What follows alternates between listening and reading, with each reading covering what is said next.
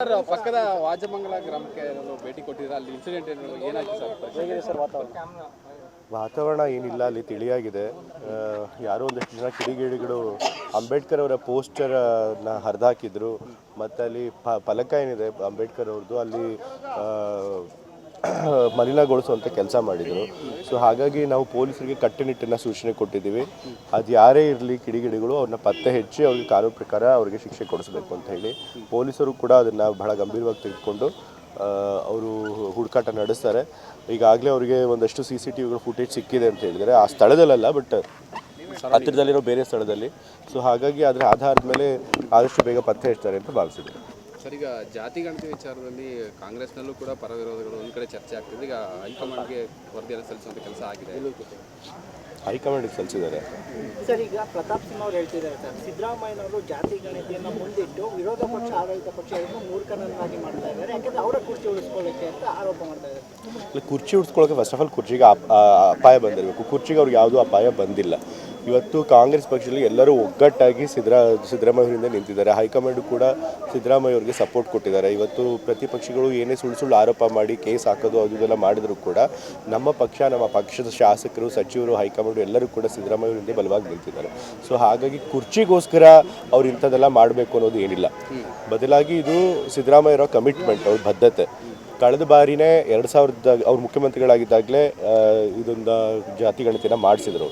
ಅದು ಆನಂತರ ಕಾರಣಾಂತರಗಳಿಂದ ಆ ಟೈಮ್ನಲ್ಲಿ ಆಗಿರಲಿಲ್ಲ. ನಂತರ ಈ ಬಾರಿ ಚುನಾವಣೆ 2023 ಚುನಾವಣೆಗೂ ಕೂಡ ನಾವು ಪ್ರಣಾಳಿಕೆಯಲ್ಲಿ ಜಾತಿ ಗಣತಿಯನ್ನು ಬಿಡುಗಡೆ ಮಾಡ್ತೀವಿ ಅಂತ ಹೇಳಿ ಭರವಸೆ ಕೊಟ್ಟಿದ್ವಿ ಜನಕ್ಕೆ. ಆ ಒಂದು ಭರವಸೆ ಮೇಲೆ ನಾವು ಅಧಿಕಾರಕ್ಕೆ ಬಂದಿದ್ದು ಕೂಡ.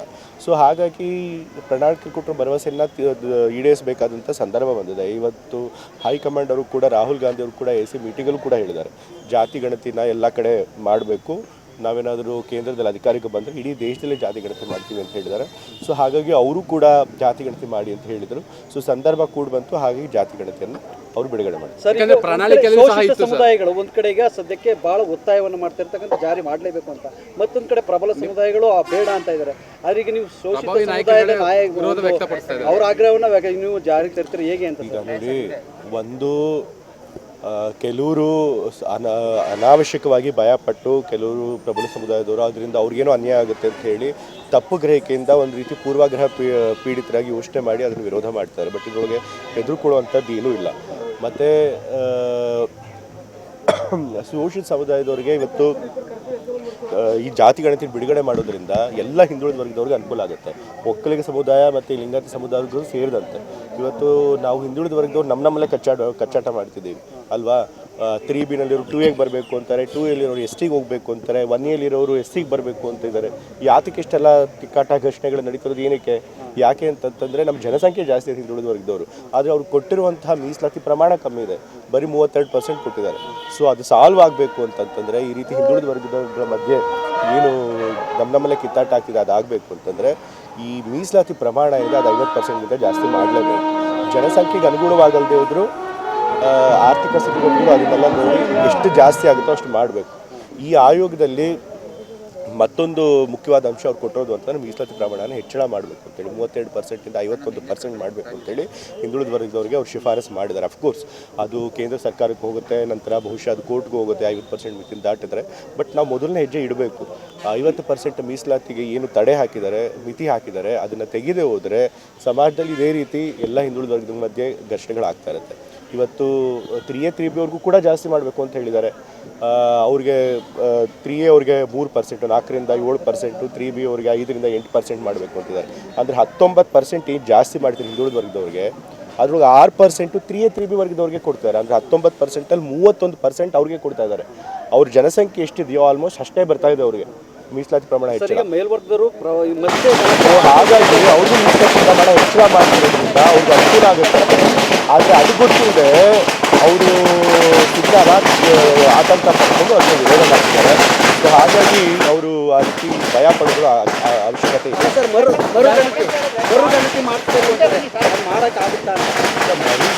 ಅದನ್ನು ತೀರ್ಮಾನ ಮಾಡೋದು ಸಂಪುಟ ತೀರ್ಮಾನ ಮಾಡುತ್ತೆ. ಬಟ್ ಮರುಗಣತಿ ಮಾಡೋ ಅವಶ್ಯಕತೆ ಇಲ್ಲ. ಜನಗಣತಿ ವೈಜ್ಞಾನಿಕವಾಗಿಯೇ ಆಗಿದೆ. ಅವ್ರಿಗೇನಾದರೂ ಜನಸಂಖ್ಯೆ ತಮ್ಮದು ಕಮ್ಮಿ ಆಗಿದೆ ಅಂತ ಅನ್ಸಿದ್ರೆ ಒಂದ್ಸರಿ ಶುರು ಮಾಡಿದ್ಮೇಲೆ ಜಾತಿ ಗಣತಿ ಮತ್ತೆ ಇನ್ನೂ ನಡೆಯುತ್ತೆ.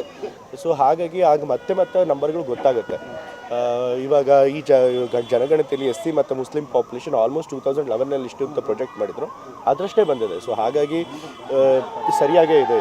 ಸರ್, ವರದಿಗೆ ಆ ಕಾಂತರಾಜು ಆಯೋಗದ ಅಧ್ಯಕ್ಷರು ಸಹಿಯನ್ನೇ ಹಾಕಿಲ್ಲ ಅಂತ ಹೇಳ್ತಾ ಇದ್ದಾರೆ. ಅವರೇ ರೆಫ್ಯೂಟ್ ಮಾಡಿದ್ರಲ್ಲ, ಸಹಿ ಹಾಕಿದೀವಿ ಅಂತ ಹೇಳಿದ್ದಾರೆ. ಸರ್, ಈಗ ಜನಿವಾರದ ವಿಚಾರದಲ್ಲಿ ಬಿಜೆಪಿ ರಾಜಕೀಯ ಮಾಡ್ತಾ ಇದೆ. ಯಾಕಂದ್ರೆ ರಾಜ್ಯಾದ್ಯಂತ ಅದೊಂದು ಪ್ರಮೋಷನ್ ಇಡೀ ಕೆಲವು ಕಡೆ ತಪ್ಪಾಗುತ್ತೆ.